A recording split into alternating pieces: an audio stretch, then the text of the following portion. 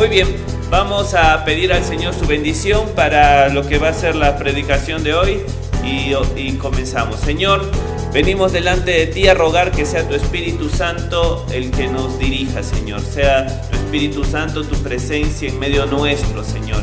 Que sea Él hablando a nuestra vida, confortándonos, Señor, moviéndonos a la acción. En el nombre de Jesús, amén. Muy bien, como estábamos estudiando acerca de los reyes, hoy vamos a estudiar de un rey que toma el libro de Segunda de Crónicas, toma 3 capítulos. Es el rey Ezequías, el gran reformador, el gran reavivador de la obra. Vamos a hablar de Ezequías. Su padre, el rey Acaz, lo vieron ustedes el domingo pasado, un nefasto reinado, un nefasto rey. Apartó a la nación de Dios, y esta nación pudo encontrar desgracias. Vinieron los asirios, los ejércitos enemigos, y asaltaron muchas de las ciudades, arruinaron muchos de los muros, y la gente se encontraba en un sufrimiento. El pueblo se había apartado de Dios a tal punto que el templo donde estaba la presencia de Dios, ¿qué pasó? Díganme los que vinieron el domingo pasado. ¿Qué pasó con el templo? Lo cerraron. Lo cerraron porque ya habían llenado también de otros ídolos que habían traído de otros reinos. Entonces el pueblo se encontraba en medio de una tristeza. El pueblo se encontraba sin una columna vertebral. El pueblo se encontraba sin poder llegar delante de Dios y confesar sus pecados. El pueblo se encontraba en medio de una crisis, no solamente espiritual, sino nacional, de tal manera que había mucho desastre. Y allí tomó el reino Ezequías. Ezequías tomó el reino a sus 25 años. 25 años que hoy nos debe llevar a pensar que era una persona joven. Era una persona joven, pero esta persona joven tomó grandes decisiones. Con todo esto podemos animar a todos los jóvenes que están aquí y los que nos escuchan, que nadie debe tomar en poco tu juventud. Puedes obedecer al Señor y no tienes que esperar que pase el tiempo y tomes malas decisiones para obedecer al Señor. Dios tiene planes para tu vida, y así el rey Ezequías, a sus 25 años de edad, él tomó el reino que estaba en decadencia, en medio de lloro, la gente. Y Ezequías no va a arreglar las ciudades en primer lugar, no va a reconstruir los muros, no va a hacer el famoso túnel que hizo, un acueducto. Este rey, vamos a ver después, que conectó un yacimiento de agua que estaba fuera de la ciudad, un manantial, y por abajo, subterráneo, lo conectó adentro de la ciudad al estanque de Siloé. Por lo tanto, si en algún momento un ejército venía a encerrar a la ciudad, a hacer un sitio, ellos no iban a tener problema de agua, porque habían conseguido de un manantial y hacer de una manera subterránea. Acá noté la cantidad, era un canal de 1700 pies, es decir, 510 metros. Por abajo, hicieron un túnel por abajo de 510 metros, con 70 centímetros de ancho y 1,80 m de alto. Cavaron, y sin tener taladro. Imagínense todo el esfuerzo de aquellos hombres para hacer aquel túnel, para salvar a la ciudad de cualquier asedio. Ok, nos encontramos con el rey Ezequías a sus 25 años. No va a arreglar las ciudades asaltadas, no va a reparar los muros destruidos, no va a hacer armas ni reforzar su ejército, que después lo hizo. No va a hacer el túnel en primer lugar. En primer lugar, pues podemos ir llenando allí. En primer lugar, lo que el rey Ezequías va a hacer, va a abrir el templo. Judá se encontraba sin columna vertebral, estaba en medio de una crisis moral, espiritual, política, social, económica. Y no va a arreglar Ezequías ninguna de las cosas externas, va a ir a la columna vertebral, a abrir el templo de Dios. Entonces, la Biblia dice allí estamos en el capítulo 29, en el versículo 3, dice así: en el primer mes del primer año de su reinado, o sea, en el primer mes, Ezequías reabrió las puertas del templo del Señor y las reparó. Muy bien, vemos que Ezequías, él mismo fue a abrir las puertas del templo y las reparó. El 13º gobernador de Judá fue a limpiar y restaurar el templo. Este relato vital está ausente en Segunda de Reyes. Nosotros estamos tomando la historia de Ezequías desde Segunda de Crónicas. Segunda de Reyes no toma esto, pero el cronista detalla estos eventos porque ejemplifican la razón del éxito del reinado de Ezequías. Ezequías, van a ver que tuvo un reinado exitoso, pero ¿qué fue lo primero que buscó? Reparar la columna vertebral de la nación, que era la presencia de Dios, reabrir el templo de Dios. Y es allí donde vamos a concentrarnos en ver que el cronista usa 3 capítulos para detallar cómo es que él reabrió el templo. Y vamos a ver que este hombre, Ezequías, fue un hombre que confiaba. La Biblia dice que no hubo otro rey que confió en el Señor como Ezequías. Ezequías confió de todo su corazón al Señor. Vamos a ver también que Ezequías, después de reabrir el templo, vamos a ver que él también restauró y reparó la puerta. Y sabes que reparó la puerta y luego vamos a ver, la reparó de oro, lo puso oro. El templo estaba cerrado. Y si un negocio se cierra por muchos años, por 10, 20 años, ¿qué va a haber? Mugre, sucio, moho, y además, ¿qué no va a haber? Dinero. Dinero no va a haber. No va a haber dinero en las arcas, en las cajas. Entonces, ¿de dónde sacó el oro Ezequías? De su bolsillo.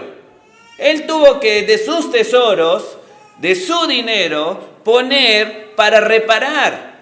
Y lo puso oro, no puso otra cosa. Vamos a ver después el texto que habla que había oro en las puertas. Él dio lo mejor de Dios para reabrir la obra que estaba muerta, que había estado cerrada, que los líderes, los sacerdotes estaban haciendo cualquier otra cosa que no su oficio. Ezequías pone oro y dice: lo mejor para mi Dios. Es que no podemos tener la obra del Señor cerrada, llena de mugre, de moho, y Ezequías va y abre el templo. Vamos a seguir viendo qué es lo que hace. Versículo 4, convocó a los sacerdotes y a los levitas a encontrarse con él en el atrio al oriente del templo y les dijo: levitas, escúchenme, purifíquense ustedes y purifiquen el templo del Señor, Dios de sus antepasados. Quiten del santuario todos los objetos contaminados. Muy bien, Ezequías responde a una profecía que venía de un hombre llamado Miqueas. Miqueas, Dios lo levanta y profetiza en el tiempo de Ezequías, y vamos a ver qué dice Miqueas. Allí lo puedes tener en tu boletín. Jeremías es el que lo menciona. Jeremías 26, 18 al 19, y dice: dijeron: Recuerden que cuando Miqueas de Moreset profetizaba durante el reinado de Ezequías de Judá, él le dijo al pueblo de Judá: esto dice el Señor de los ejércitos celestiales. El monte Sión era una ciudadela dentro de Jerusalén, así que cuando escuches Sión, es lo mismo que Jerusalén. Entonces, Sión estaba dentro de Jerusalén. Sión quedará arado como un campo abierto. Jerusalén será reducida a escombros. Un matorral crecerá en las cumbres donde ahora se encuentra el templo. Es decir, estaba profetizando su destrucción, la destrucción de Jerusalén.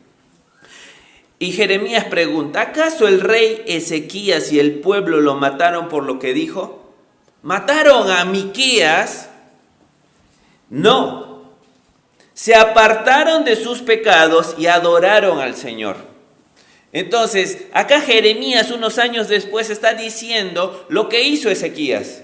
Ezequías no mató a Miqueas como hicieron muchos reyes y hombres de Israel. No, más bien se arrepintieron y juntos fueron a adorar al Señor. Le suplicaron misericordia. Entonces el Señor cambió de parecer acerca del terrible desastre que había declarado contra ellos. Así que estamos a punto de perjudicarnos a nosotros mismos. Entonces acá Jeremías lo que estaba diciendo es: unos años después a Judá le decía, Miqueas profetizó que todo esto se iba a destruir. Y Dios no lo hizo, Dios cambió de parecer, porque Ezequías y el pueblo se arrepintieron de sus pecados y adoraron a Dios en el templo. ¿Se dan cuenta lo importante de esta obra que está haciendo Ezequías? Ezequías estaba dando cuenta que el corazón del problema era que el templo estaba cerrado. El templo estaba cerrado, es decir, no había confesión de pecados, no había ofrendas, no había olor grato para Dios. Entonces Ezequías, como líder, como rey, dice: lo primero que vamos a hacer en mi reino no es restaurar las murallas, es primero ponernos a cuentas con Dios, es reabrir el templo, es confesar nuestros pecados después que abramos el templo. Así que Ezequías, vamos a ver que él entendía que para Dios el congregar a la gente, el tener comunión con Dios todos juntos, es una actividad esencial. Ya que estamos con las actividades esenciales en estos días, con lo de la contingencia, y si el mundo no considera a congregar frente a la presencia de Dios como una actividad presencial, esencial, Dios sí lo considera. Dios sí lo considera una actividad esencial, el hecho que una persona debe congregar, una persona debe llegar allí a la presencia de Dios frente a todo su pueblo. Entonces, para Ezequías era una actividad esencial, por encima de todas las cosas. Era muy importante para todos, cualquier persona. Y vamos a ver allí los 4 puntos de la reapertura del templo. En primer lugar, vamos a ver que Ezequías hizo un pacto. Capítulo 29, versículo 10. Pero ahora haré un pacto con el Señor, Dios de Israel, para que su ira feroz se aparte de nosotros. Muy bien. Ezequías seguro habrá escuchado la profecía de Miqueas. Y dijo: nos van a barrer a todos, van a venir los enemigos y van a destruir no solamente nuestros muros, sino van a acabar con nuestras familias, nuestros hijos, nuestros nietos, y nos van a desaparecer. Entonces Ezequías es el gran hombre, el que reaviva el pueblo, pero ¿sabes qué? Empezó con él, hizo un pacto, él hace un pacto. Entonces queremos ver un reavivamiento de nuestra familia, un reavivamiento de nuestra nación. Todo empieza por nosotros. Todo empieza por nosotros. Esto se llama la ley de la imagen. La gente hace lo que la gente ve. La gente hace lo que la gente ve. Eso se llama la ley de la imagen. Si queremos tener éxito, nosotros debemos encarnar en vida lo que los demás queremos que hagan. Entonces, para que todo esto se lleve a la realidad, Ezequías hizo un pacto. Queremos ver cambios en nuestro hogar. Quizá nuestro hogar está como Judá, como Acaz dejó Judá, por los suelos. Quizá está todo está patas para arriba. ¿Cómo va a empezar el cambio con nosotros? Y Ezequías dice, yo voy a hacer un pacto. Quizás sea tu matrimonio, tu familia, tus hijos, tu negocio que está yendo todo patas para arriba. Yo hago un pacto con el Señor, pero haré un pacto, dice Ezequías. Luego dice que ordenó la purificación, 29:5, dice así, les dijo a los levitas, escúchenme, purifíquense ustedes y purifiquen al templo del Señor, Dios de sus antepasados, quiten del santuario todos los objetos contaminados. Acaz había traído otros objetos allí dentro del templo, había traído dioses, era la purificación de sus propias vidas y luego del templo. Entonces, en ese momento, los sacerdotes solo buscaban dinero. Si puedes leer luego la profecía de Miqueas, los sacerdotes, los profetas, solo buscaban dinero. No buscaban hacer la obra del Señor, no buscaban interesarse por la vida espiritual del pueblo, solo buscaban dinero y habían dejado el templo. Entonces Ezequías los manda primero a purificarse ellos, porque hay que reabrir esto, decía Ezequías. Luego los exhortó a la responsabilidad. 29:11 al 25, hijos míos, no descuiden más sus responsabilidades. El Señor los ha elegido para que estén en su presencia, los sirvan, dirijan al pueblo en la adoración y presenten a Él sus ofrendas. Luego el rey Ezequías ubicó a los levitas en el templo del Señor provisto de címbalos, liras, arpas, obedeció todos los mandatos que el Señor le había dado al rey David por medio de Gad, el vidente del rey, y el profeta Natán. Existe la responsabilidad humana de obedecer, de ser santos, de ser diligentes en nuestras responsabilidades espirituales. Muy bien, aquí encontramos que Ezequías, después de decirles que se purifiquen, los organiza, es decir, los ubica en su responsabilidad y les dice, no descuiden más sus responsabilidades. Entonces, en algún momento, los sacerdotes y los levitas, frente al liderazgo de Acaz, descuidaron sus responsabilidades. En algún momento, estos levitas dejaron de hacer lo que tenían que hacer. Y muchas veces nosotros dejamos lo que tenemos que hacer. Y a causa de ello llegan muchas consecuencias. Y luego nos preguntamos, esto lo llamamos la ley de la siembra y de la cosecha. Entonces, si nosotros queremos tener una vida llena del Espíritu Santo, con amor, con gozo, con paz en nuestros hogares, tenemos que sembrar para el Espíritu. Tenemos que sembrar para el Espíritu. Si vivimos sembrando solamente cosas que son para nuestra carne, para nuestros beneficios, no esperemos que cosechemos algo espiritual. Debemos sembrar cosas espirituales para cosechar cosas espirituales. Cuarto punto. Primero hizo un pacto, luego ordenó la purificación, luego exhortó a la responsabilidad y cuarto, ya llegó el momento de la reapertura. El gran día del Señor. Vamos a juntarnos en un día de reposo, creo yo, y vamos a tener la primera reunión. Ezequías ya había preparado a los levitas, luego vamos a ver que no había suficientes sacerdotes. Y los levitas tenían que hacer también el labor del sacerdote. Muy bien. Segunda de Crónicas 29, 27 dice así, al 33. Entonces Ezequías ordenó que pusieran la ofrenda quemada sobre el altar. Y mientras se presentaba la ofrenda quemada, comenzaron los cánticos de alabanza al Señor, al son de trompetas y de los demás instrumentos de David, rey anterior de Israel. Toda la asamblea, escuchen, adoró al Señor mientras los cantores entonaban los cánticos y las trompetas sonaban hasta que se terminaron todas las ofrendas quemadas. Vamos a saltear un poco versículo 31. Ezequías exclamó: ahora que ustedes se han consagrado al Señor, traigan sus sacrificios o ofrendas de acción de gracia. Trajeron 70 toros, 100 carneros, 200 corderos para las ofrendas quemadas. También llevaron 600 cabezas de ganado. ¿Se imaginan 600 cabezas de ganado?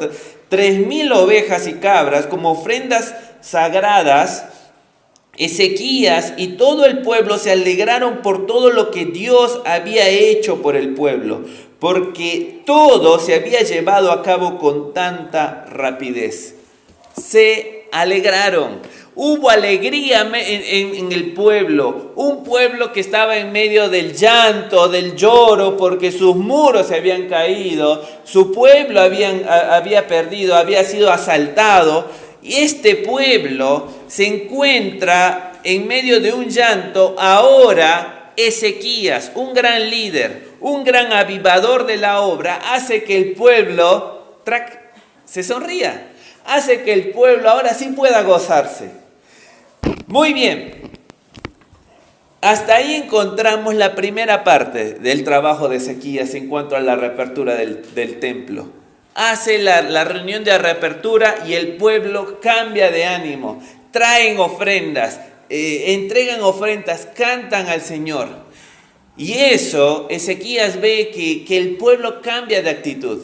Después del gobierno nefasto de su padre, Ezequías ve que su trabajo está dando resultado, que reabrir el templo daba resultado, porque la gente empezó a cambiar de ánimo y empezó a alegrarse y empezó a gozarse en la presencia del Señor. Amén. Pero como buen líder, Ezequías dice: no, esto hay que expandirlo más. Está muy corto la fiesta. Así que Ezequías se junta con sus líderes y dice: vamos a celebrar la Pascua.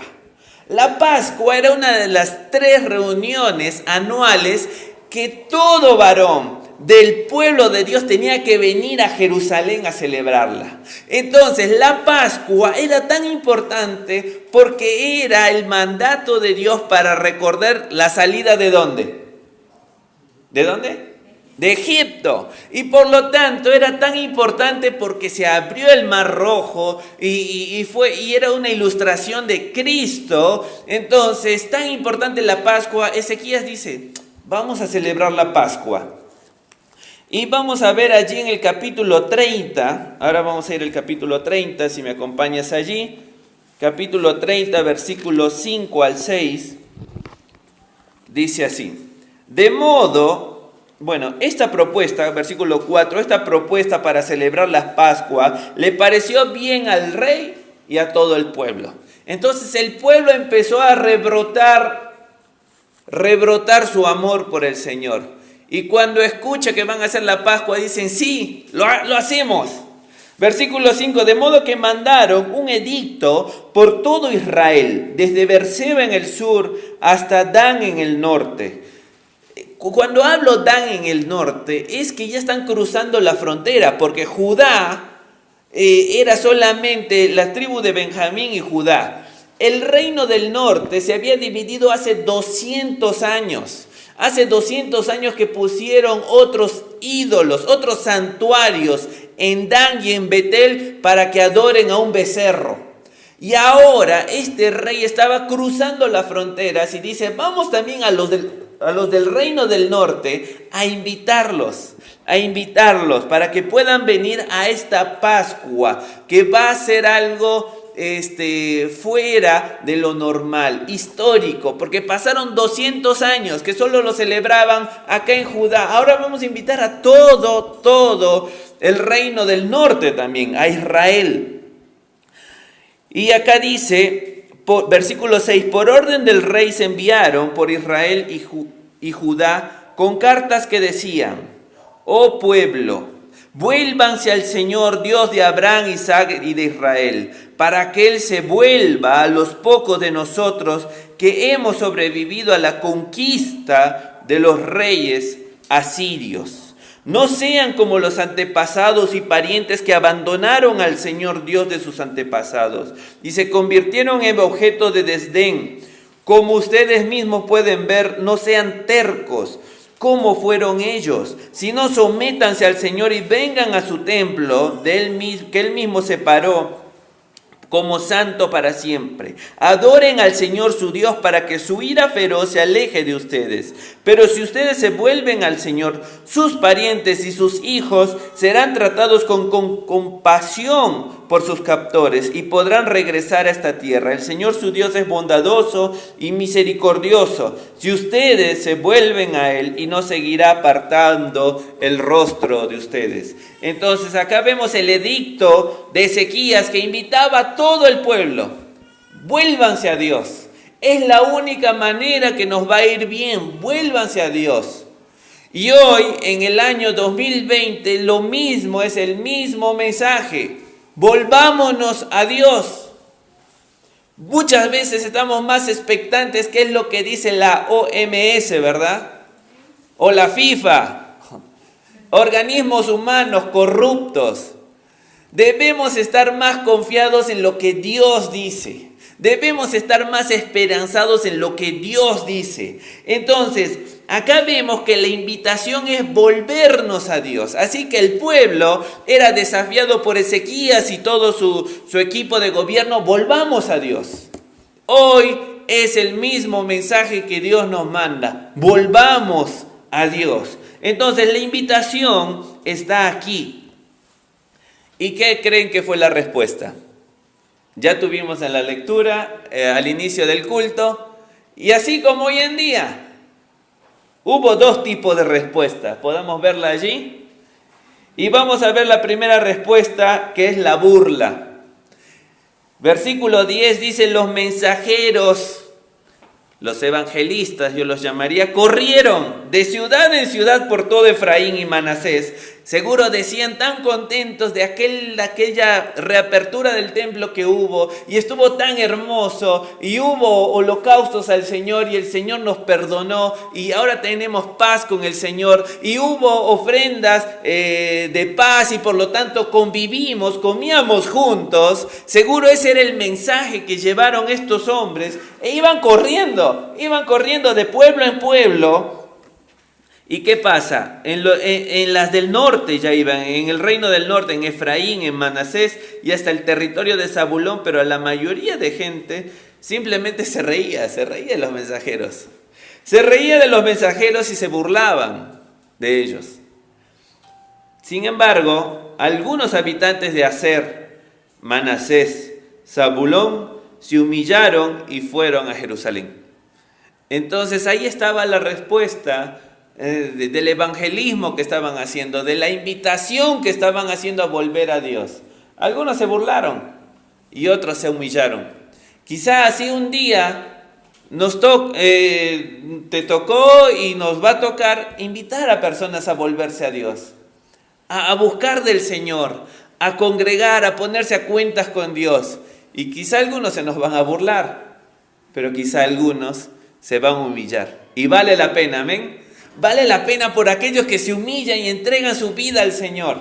Vale la pena, aunque sea por uno, salir a las misiones, salir al Marqués, a Pedro Escobedo, a Morelia, a donde el Señor nos lleve, aunque sea por uno. Porque sabemos que ese uno, Dios va a hacer cosas grandes a través de un corazón humillado. Muy bien, entonces vimos la respuesta del pueblo y ahora vamos a ver la celebración de aquel evento. Este evento se caracterizaba por el día de la Pascua y después habían 7 días que se llamaban otra fiesta. El día de la fiesta de los panes sin levadura. Entonces era una fiesta, la Pascua, muy especial, y después traía en consecuencia 7 días de adoración. Entonces la gente pernoctaba allí, acampaba en Jerusalén, seguro buscaban lugar donde dormir, habitar, acampar, para poder celebrar esa fiesta. Entonces esta celebración, versículo 21 al 27, dice lo siguiente, capítulo 30. Entonces los israelitas que estaban presentes en Jerusalén celebraron con gran alegría la fiesta de los panes sin levadura durante 7 días. Cada día los levitas y los sacerdotes cantaban al Señor al son de instrumentos resonantes. Ezequías les dio ánimo a todos los levitas en cuanto a la habilidad que demostraban mientras servían al Señor. La celebración continuó durante 7 días y se sacrificaron ofrendas de paz. Y la gente le dio gracias al Señor, Dios de sus antepasados. Toda la asamblea decidió continuar el festival, escuchen, otros 7 días. Ya habían pasado los 7 días en Jerusalén, pero estaba tan linda la cosa que dijeron, vamos por otros 7. De modo que celebraron con gran alegría una semana más. Solo esto en toda la Biblia se encuentra en el tiempo de Salomón. En otro lugar más, no. El rey Ezequías le dio al pueblo 1,000 toros y 7,000 ovejas y cabras para las ofrendas, y los funcionarios donaron 1,000 toros y 10,000 ovejas. Mientras tanto, muchos otros sacerdotes se purificaron. Toda la asamblea de Judá se alegró. ¿Se dan cuenta? Solo Dios puede transformar tu lloro, tu llanto. Tu llanto por quizá ver tu país que está hecho pedazos, como Judá estaba hecho pedazos por la invasión de los asirios. Pero como dijimos, quizás no sea tu nación, quizás sea tu casa, quizás sea tu matrimonio que esté mal. Y esa tristeza que nos trae, las consecuencias de nuestras decisiones, solamente Dios es el capaz de cambiar en alegría. Y Judá se alegró, incluidos los sacerdotes y los levitas, y todos los que habían venido al territorio de Israel, los extranjeros que vinieron al festival, y todos los que vivían en Judá, hubo gran alegría. Entonces el cronista no estaba pensando en otra cosa que la gran alegría que tenía el pueblo. Hubo gran alegría en la ciudad, porque en Jerusalén no se había presenciado una celebración como esta desde el tiempo de Salomón. ¿Saben por qué? Porque hace 200 años, 10 tribus se fueron a adorar ídolos. Entonces, ahora volvió la adoración conjunta, Israel y Judá. Hijo del rey de David, luego los sacerdotes y los levitas se pusieron de pie y bendijeron al pueblo, y Dios escuchó su oración desde su santa morada en el cielo. Entonces Dios estaba contento con el pueblo de Israel. ¿Qué habían hecho? ¿Se habían dedicado primero a reparar los muros? No. ¿A hacer el túnel para el agua? No. ¿A crear armas para poder defenderse frente a los enemigos? No. Primero reabrieron el templo. Lo primero es nuestra relación con Dios. Primero es congregar. Primero es buscar la presencia de Dios. Sabemos que Dios está en todo aquel que cree, ¿verdad? Pero también está en forma grupal o corporativa cuando su iglesia se junta. Es la maravillosa presencia manifiesta del Espíritu Santo cuando su iglesia se junta. Muchas veces despreciada por muchos y despreciada por uno mismo. Pero es el momento cuando el Señor habla y toca partes de mi vida que nadie sabe, y me lleva a arrepentirme delante de Él, y me pongo a cuentas con Él. Vamos a ver que las consecuencias de esta celebración, para terminar, y ya vimos acá, a causa de eso, 31:1 dice así: cuando terminó el festival, que al final se iban para 7 días, ¿verdad? Se iban para 7 días a Jerusalén los que no eran de Jerusalén, y terminaron 14. Entonces todos tuvieron que mandar WhatsApp a sus esposos: nos quedamos 7 días más, o a sus esposas, nos quedamos 7 días más en Jerusalén. Pero dice que cuando terminó el festival, versículo 1, cuando terminó el festival, los israelitas que estuvieron presentes fueron a todas sus ciudades, es decir, volvieron a Judá, Benjamín, que eran la tribu del sur, Efraín y Manasés, tribus del norte. ¿Y saben qué hicieron? Destrozaron todas las columnas sagradas, derribaron los postes dedicados a la diosa Acera, quitaron los altares y los santuarios paganos. ¡Wow! Rompieron cosas que les estaban llevando a desobedecer a Dios. Dijimos que estos dioses, la diosa Acera y todo eso, era todo esto que les llevaba al pueblo a la promiscuidad, a la pornografía, llamaríamos hoy. Y después de haber tenido esta comunión con el Señor, el pueblo salió de esos 15 días y dijeron: me voy a deshacer de esto, lo voy a tirar a la basura, lo voy a regalar, lo voy a quemar, lo que sea, pero si me está haciendo mal, me rompe mi comunión con Dios, me deshago. Entonces aquí vemos a este hombre rompiendo sus ídolos, cosas que nos llevan y nos alejan del Señor. Rompieron sus ídolos. Y por último, versículo 2 al 10, dice así: luego Ezequías organizó a los sacerdotes, después de los 14 días, los organizó para que en el templo no falte adoración, que sea como desde que se inauguró. Todos los días que haya holocausto para el Señor. Entonces los organizó a los sacerdotes y a los levitas en divisiones para que presentaran ofrendas quemadas.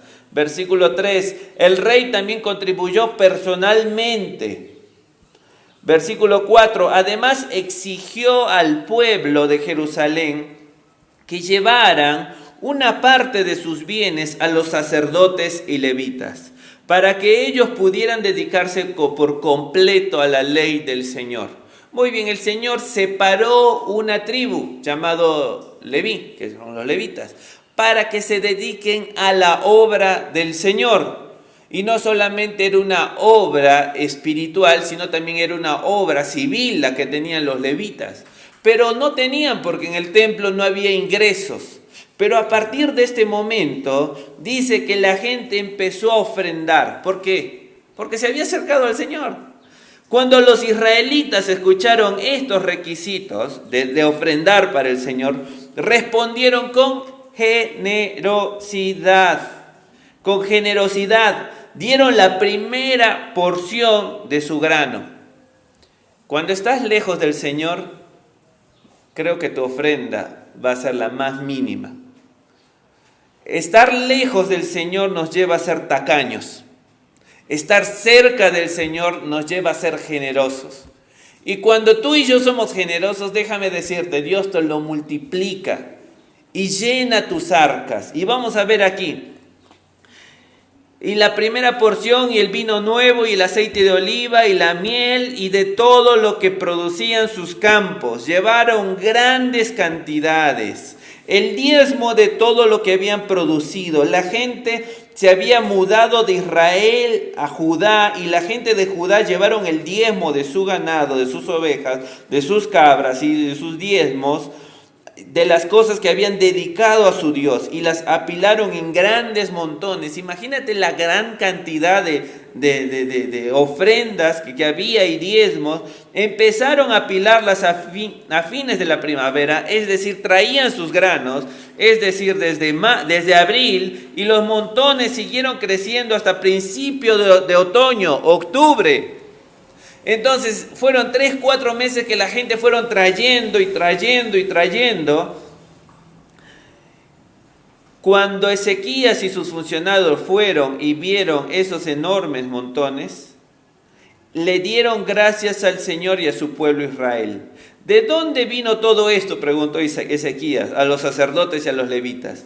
Y el sumo sacerdote Azarías, de la familia de Sadoc, le contestó: desde que la gente empezó a llevar sus ofrendas al templo del Señor, hemos tenido lo suficiente para comer y mucho de sobra. ¿Y qué pasó? El Señor ha bendecido a su pueblo y sobró todo esto. Entonces, cuando el pueblo es generoso es porque está cerca de Dios. Cuando está cerca de Dios es porque es generoso y por lo tanto hay bendición de Dios. Y vemos aquí Ezequías, yo creo que sorprendido. Por eso se preguntaba, ¿y de dónde salió todo esto? Y sorprendido de sus buenas decisiones. ¿Y cuál fue su buena decisión? Como dijimos, abrir el templo. Ponerme a cuentas con Dios yo primero, hacer un pacto yo primero con Dios y hacer que la gente vuelva. ¿Y qué fue a causa de eso? Bendición. Y muchas veces nosotros no queremos ni asistir a la iglesia porque tenemos responsabilidades que tenemos que hacer, que tenemos que asear, comprar, vender o lo que sea, pero no quiero reabrir el templo. Déjame decirte que es una mala decisión. Jesús lo dijo, mas buscar primeramente el reino de Dios y su justicia y todas las cosas. Quizá una pareja, quizá la bendición en tu familia, quizá unas deudas. Todo Dios va a proveer y todas las cosas serán añadidas. Así que hoy necesitamos volver a Dios. Hoy necesitamos confesar nuestros pecados. Hoy necesitamos congregar. Hoy necesitamos tener comunión unos con otros. Hoy necesitamos ser generosos con Dios. ¿Qué vas a hacer esta tarde? ¿Vas a volver a Dios o vamos a seguir en nuestros caminos? En nuestros propios caminos que sabemos que son muchas veces caminos de muerte. Yo te invito a que en primer lugar hagas un pacto con el Señor y te pongas a cuentas con Dios. Así que en esta tarde vamos a terminar orando y te invito a que inclinemos nuestros ojos para orar al Señor. Inclinemos nuestros rostros para orar al Señor por reverencia a Él, no a nadie en este lugar, sino reverencia a Dios. Entonces, si Dios habló a tu vida, yo creo que es momento que le respondamos. Y quizá la respuesta sea pedir perdón. Y si quieres allí sentado lo puedes hacer. Y si quieres arrodillarte lo puedes hacer. Y volvamos a Dios.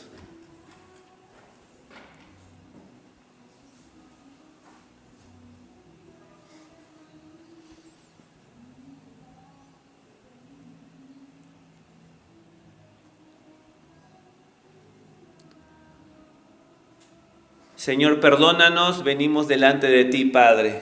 Venimos a pedirte perdón, venimos a volver a ti, Señor.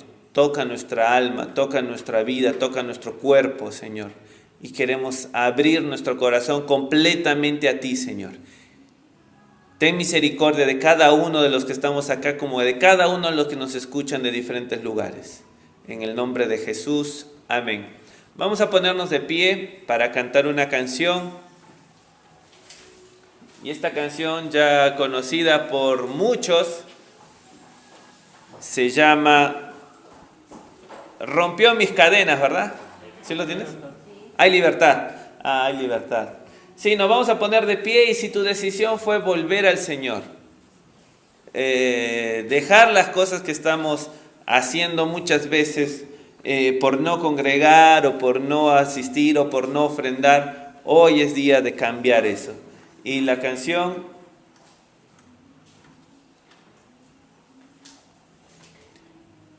está allí, está cargando, mientras tenemos otra de fondo, pero va.